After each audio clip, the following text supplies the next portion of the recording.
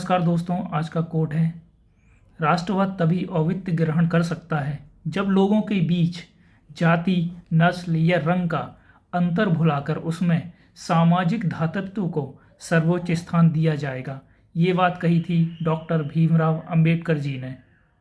वाकई में हमें समाज के हित, लोगों में एकता लाने के लिए और राष्ट्रवाद की भावना अगर जागृत करनी है तो जाति, नस्ल और रंग से ऊपर उठकर सोचना होगा।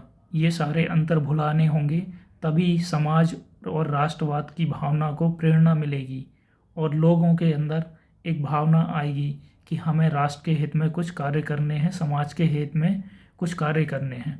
आज के लेक्चर में हम 3 कमीशन के बारे में पढ़ेंगे, एसटी, एससी और ओबीसी कमीशन। इसमें हम देखेंगे कि इनका गठन कैसे हुआ था और क्या ज़रूरत थी इनके गठन की, क्यों किया गया और इनके कार्य क्या हैं। इसमें जो मेंबर्स होते हैं, चेयरमैन होते हैं, उनकी नियुक्ति किस तरह से होती है और इनका दायित्व क्या बनता है एसटी, एससी और ओबीसी में जो लोग होते हैं उनके लिए।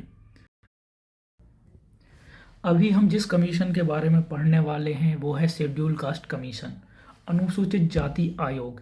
इसको national commission for schedule caste भी बोलते हैं, अनुसूचित जातियों के लिए राष्ट्रीय आयोग। ये फॉर्म्ड कब हुआ था?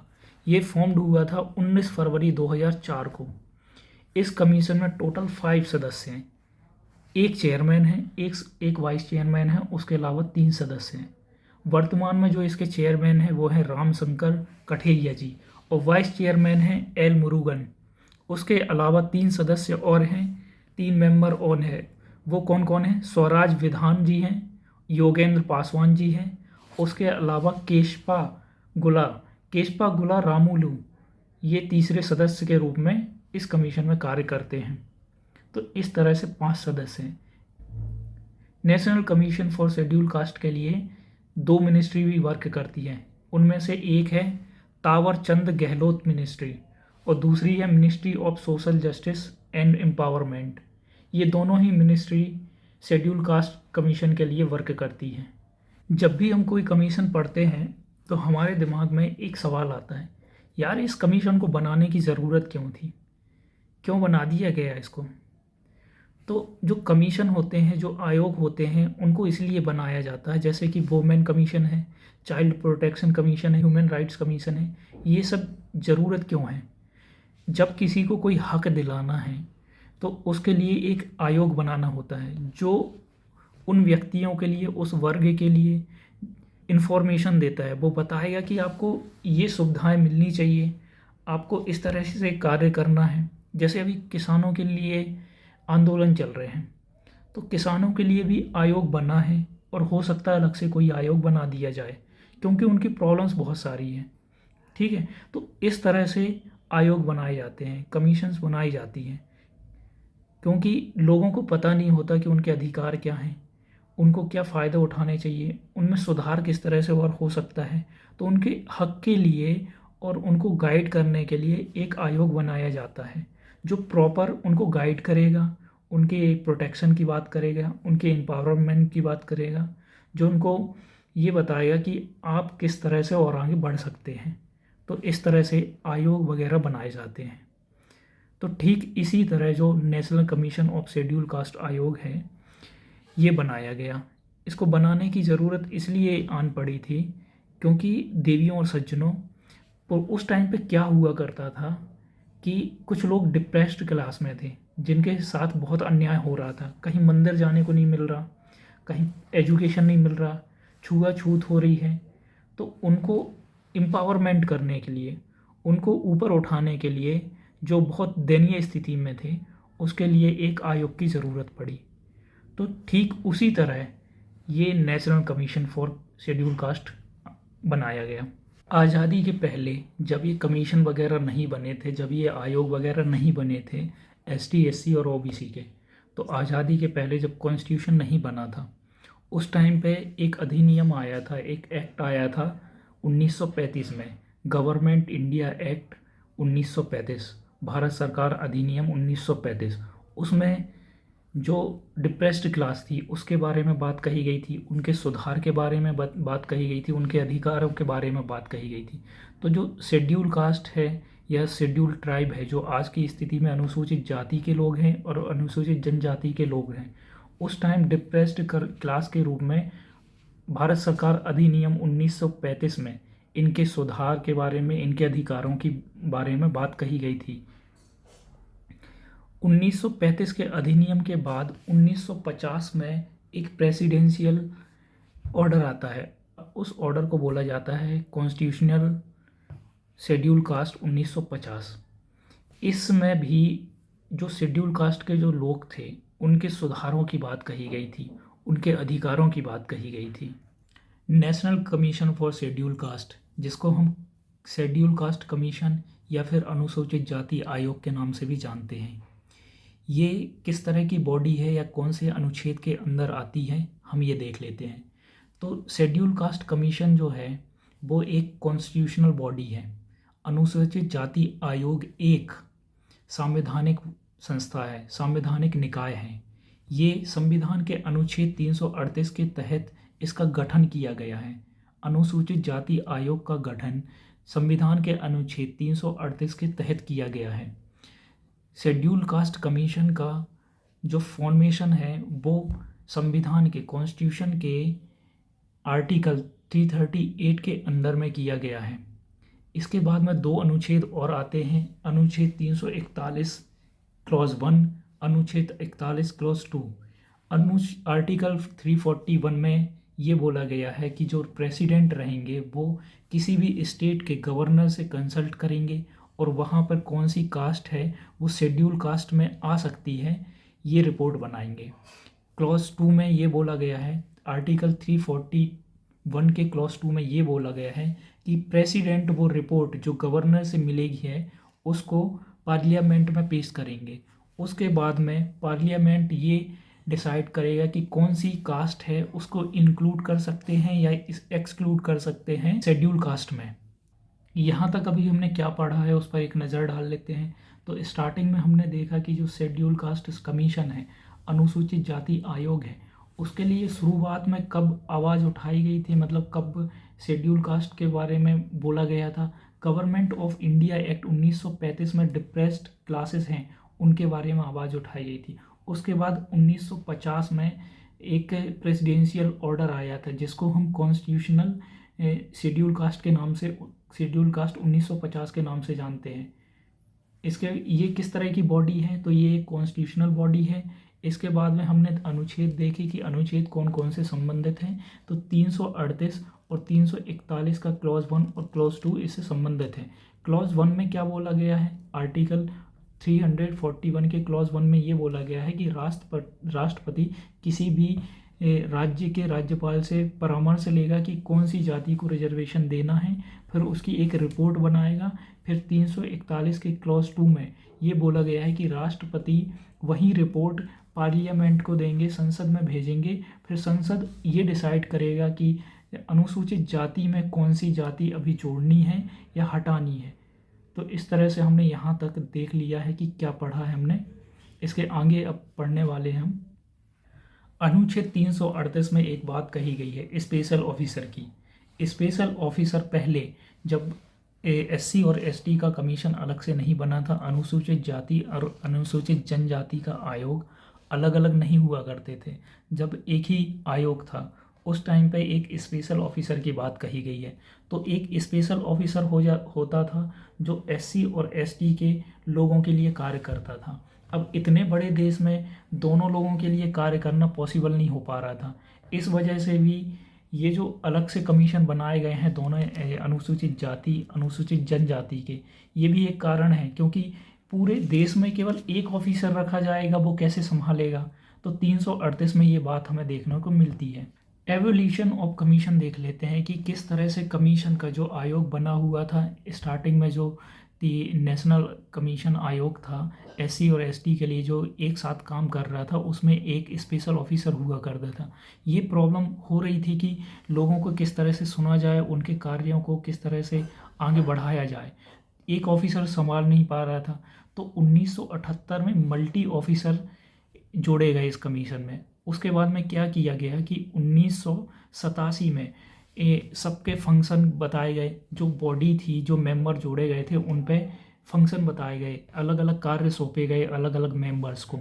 तो यहाँ तक दोनों जो कमीशन थे, मतलब जो अनुसूचित जाति और अनुसूचित जनजाति कमीशन हुआ करते थे एक साथ, तो 1987 तक थे।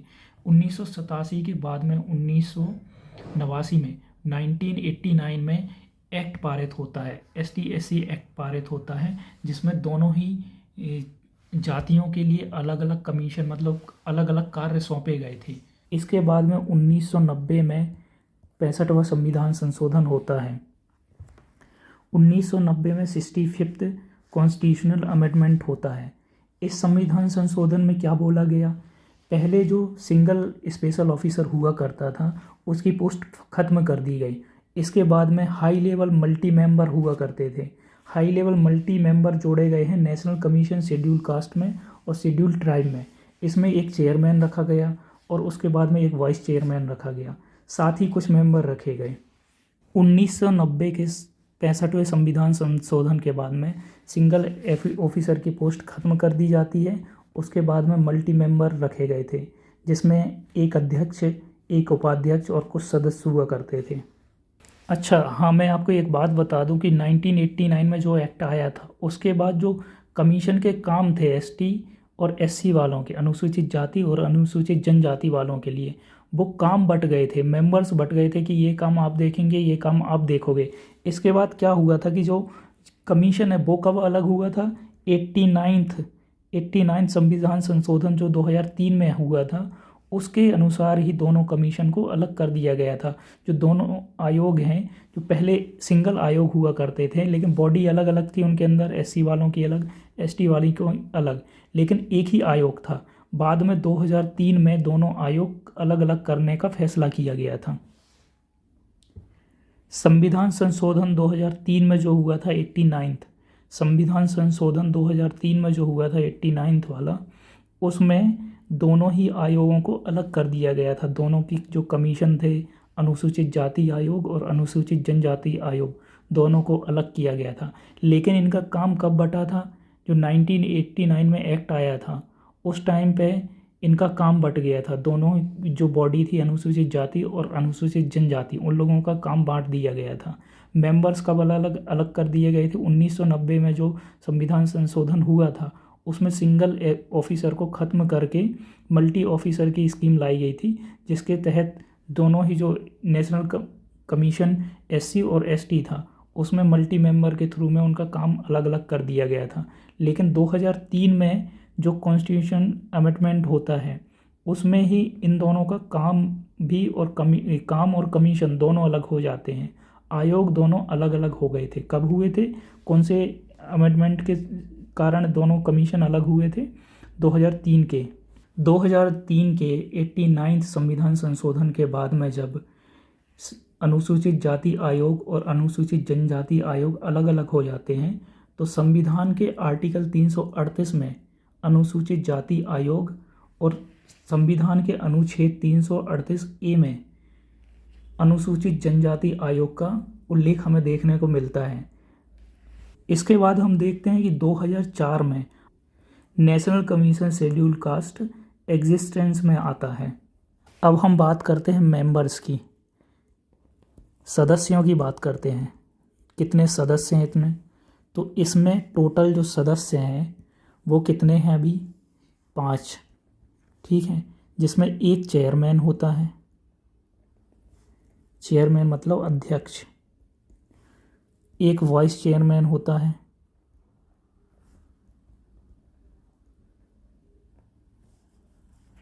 उपाध्यक्ष,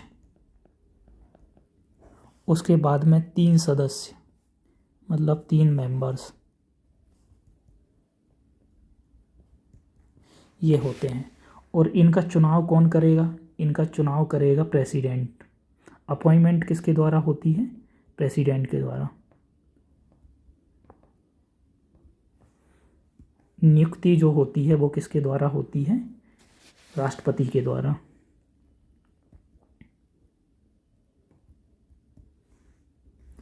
अब राष्ट्रपति ही क्या करेंगे, राष्ट्रपति ही इनकी अवधि डिसाइड करते हैं।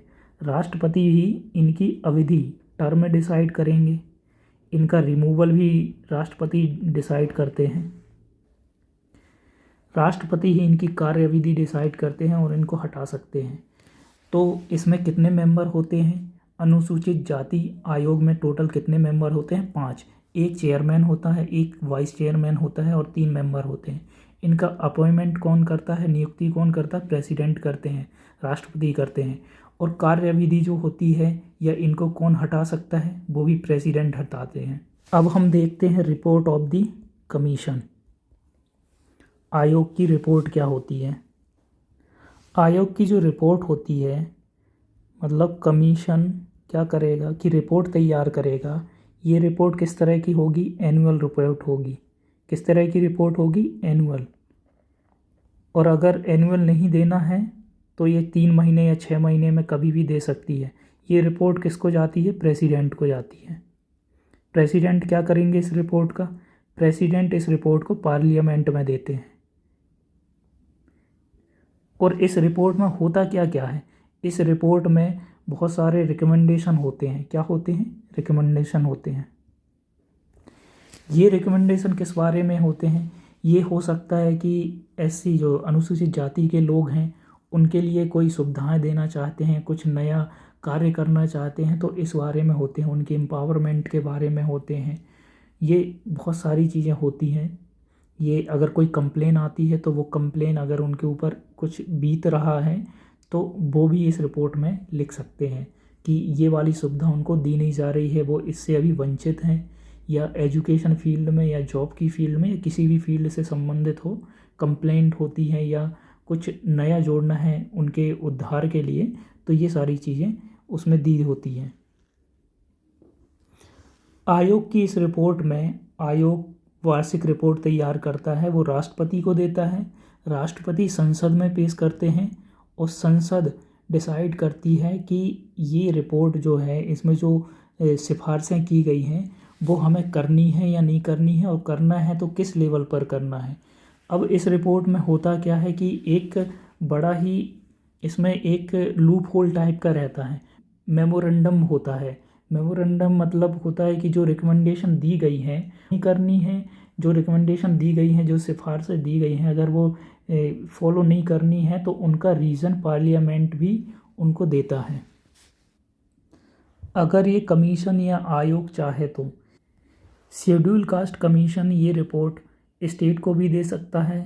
स्टेट में वहाँ के जो गवर्नर होंगे, गवर्नर को रिपोर्ट सौंपेगा, फिर गवर्नर वहाँ की जो स्टेट लेजिस्लेचर होगी वहाँ पर वो रिपोर्ट सौंपते हैं। तो इस तरह से स्टेट लेजिस्लेचर उस रिपोर्ट पर ध्यान देती है और देखती है कि जो शेड्यूल कास्ट कमीशन है उसने जो रिकमेंडेशन दी है क्या उन पर क्या सुधार किया जा सकता है, क्या वार्तालाप कर सकते हैं। और अगर उनमें से जो वार्तालाप हो रही है या जो रिकमेंडेशन दी गई है अगर वो उनको मंजूर नहीं है तो स्टेट लेजिस्लेचर क्या करेगा, उस कमीशन को उसका एक रीज़न देगा।